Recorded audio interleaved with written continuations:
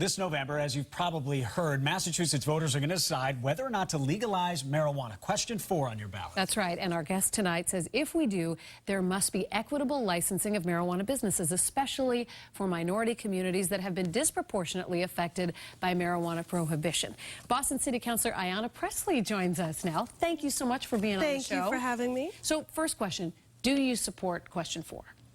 Well, I have to say, in general, I find it very challenging to introduce potentially a new industry through the blunt function of a ballot question.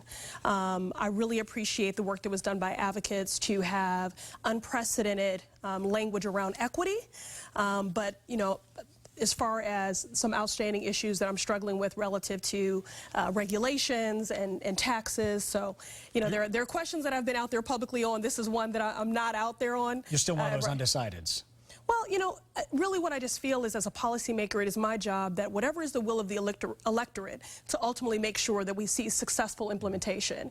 And what we saw with medicinal marijuana, in my opinion, is a missed opportunity to be proactive and to be intentional because an industry was introduced in the form of a ballot question.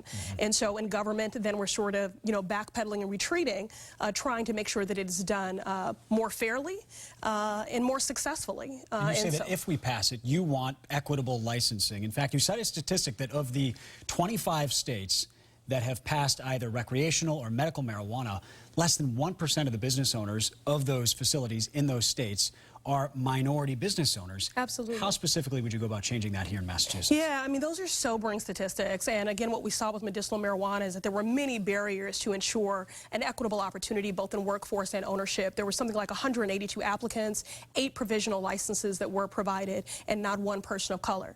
Now, they did consider there were applicants that were more competitive if they had a plan to hire veterans and to hire women. And so I want those sorts of considerations for this process. If this does pass on November 8th, the fact that we're having these conversations now, we've had a hearing, December 6th we'll have a working session, and we have some great takeaways, and we'll make recommendations to the Cannabis Control Commission. So some of the things that I want us to influence and inform is that, one, a person of color is appointed to that 3-person Cannabis Control Commission, whereby the state will oversee and have that jurisdiction. The treasurer will be controlling that process. So we want to influence that.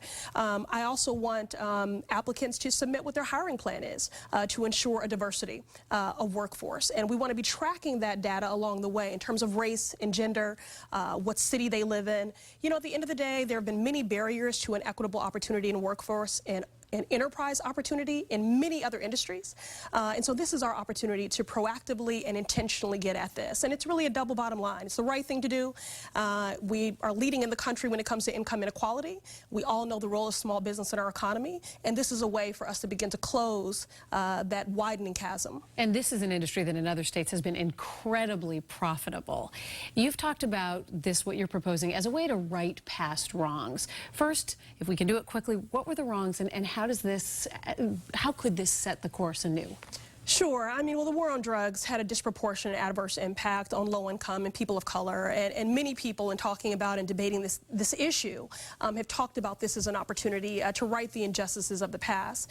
But I don't believe a rising tide lifts all boats unless you plan for it. So this is our opportunity to be thoughtful, proactive, and intentional in the way that we've not had the opportunity with Airbnb or Uber or DraftKings.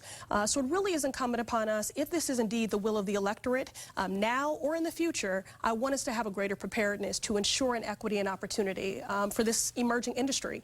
It does have the potential to be a billion-dollar industry. If we encourage minority business owners to get these licenses and create a framework around which they can do that, do you worry about introducing lots of marijuana shops into, say, your community in Dorchester and creating a drug problem? Well, I would just say, I don't support the concentration of any industry in neighborhood, except for maybe restaurants, because they don't cannibalize each other. And so, ultimately you want to have a diversification of goods in any neighborhood. That's what makes for a healthy community. And in fact, I'm pursuing right now zoning reform so that we can ensure that equity within community. But again, this is an opportunity for us to be proactive and intentional and in a meaningful way, beyond impassioned talking points, to right the injustices of the past. But honestly, it's just just an opportunity, period, to ensure an equity and opportunity in workforce and in ownership, which is going to help us to close that growing income inequality gap. Outstanding. Well, we're so glad that you came and that you're raising these issues now, because this is going to be one of the key issues on the ballot. Boston City Councilor Ayanna Pressley joining us. Thank you for being here. Thank you for having me. And now we have to toss